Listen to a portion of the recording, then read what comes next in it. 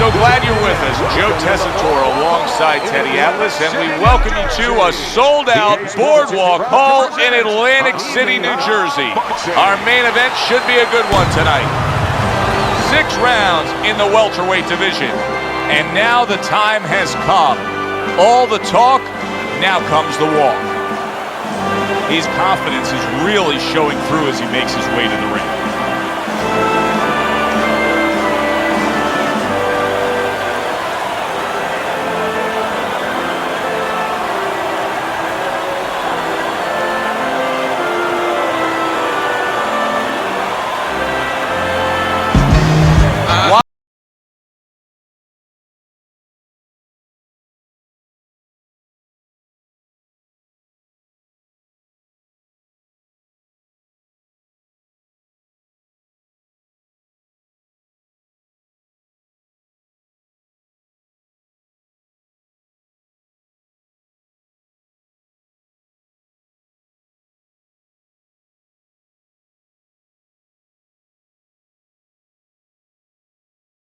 Blue corner, ladies and gentlemen, please welcome the Road Warrior.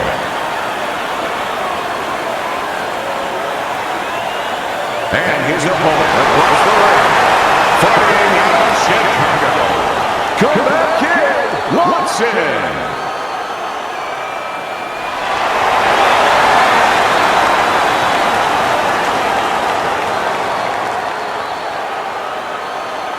Remember, guys, obey my commands at all times.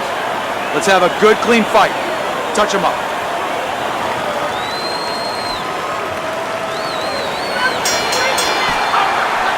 When you get a fight like this that everybody's been talking about, it's always so interesting to see these opening moments here in round number 1.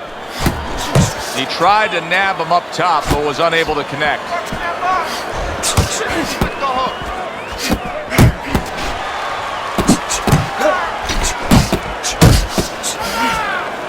What advantages does the inside fighter have, if any, against an outside fighter? Well, the one great advantage I think that the inside fighter probably has is from the mental standpoint. You know, he's ready to walk through swamps, mosquitoes, whatever he's got to walk through to get to that place.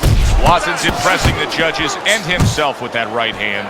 So he decides to go downstairs early on, and I think he'll be happy with that decision later on. Well, it tells you that he's a well-prepared fighter. His corner came in here with a good game plan. They understood what they had in front of him. A guy that's going to move a little bit. Start going downstairs, take it. So a fresh round is underway, but is it a fresh fighter? Kid Comeback's corner is hoping so. Based on what we saw at the end of the last round, who knows? Well, his corner should also be hoping that his opponent across the way doesn't come out here like the executioner to get this over with, because if he does, I think it's over. A well-placed left hand up top. Reaching the halfway mark of this round. Putting his punches together, landing 2 shots there. Good flush shot upstairs. Watson's making for a tough target there. He gets away from that punch. Nice work to the midsection with the left. Crashes home with a hook. You see him holding on. Keep moving. Just 10 seconds to go here in the second round. Good fundamental work, landing the 1-2. Back to action here at the start of this round, which is just part of what has been a very evenly fought fight. One of those fights that's going to be very hard to score. There's that southpaw jab in the left hand. Able to dismiss that body shot. Well, I don't know if he's hip to the idea of becoming a counter-puncher, but I get the sense you'd agree with it. Yeah, definitely. I mean, he's got the perfect platform, the perfect form for it. The guy's walking in right now, not moving his head much. He can time him, he can counter him. Nice work, great technique, the combo lands.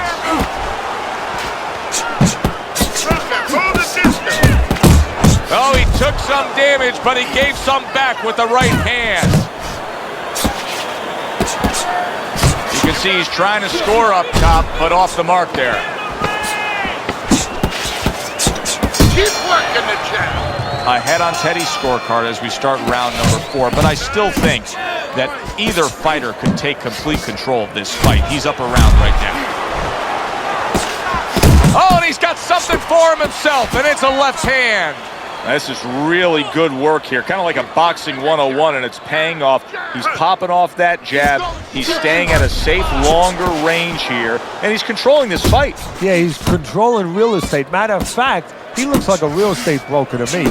He's charging a lot of money for ground right there. Every inch, every foot that his opponent tries to come in, he doesn't charge him $10, $20, $30. He charges him 3, 4, 5 punches. Very accurate with the overhand right. Nice combination, throwing more than one, both scored there. Not hitting his mark there going upstairs. Well-placed left hand there.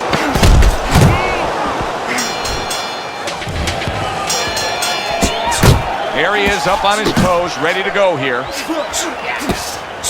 Good-looking two-punch combination there. Wow, Teddy, he's got some great hand speed there. That combination was an example of it. Yeah, it was. You know, not a lot of power, not a lot of pop with it, but boy, it catches your attention. And you know what? That kind of speed can intimidate a guy and keep his opponent maybe from moving his hands later on. A little give and take, and here comes the left hand. There's the old 1-2 coming after him. Solid left. Good looking right hand after he got hit. Took a shot, now he gives a left.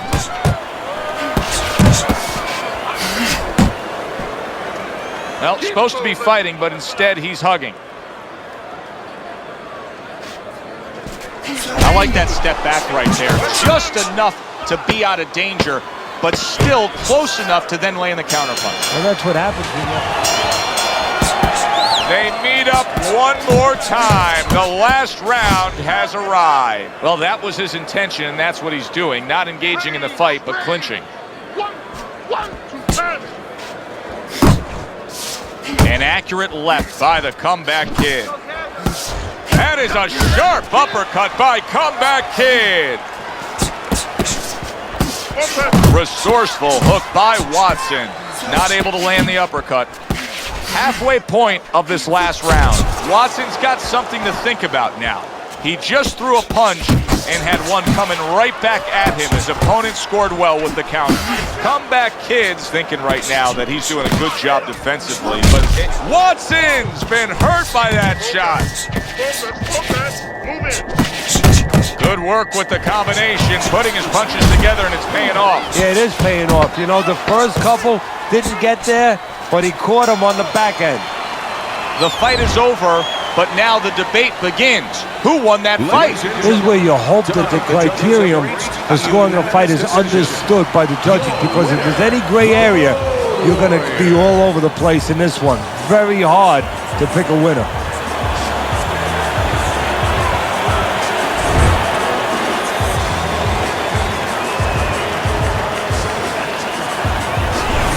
A unanimous decision. Teddy, your scorecard falls in line, and everybody here in the arena knows exactly what happened tonight. Yeah, this was an easy one. I mean, I think that you would have had a big problem with the crowd, not to mention me, your broadcaster right here, if these judges gave it any other way. I'm Joe Tessitore for Teddy Atlas saying thanks for being with us, and enjoy the rest of your night.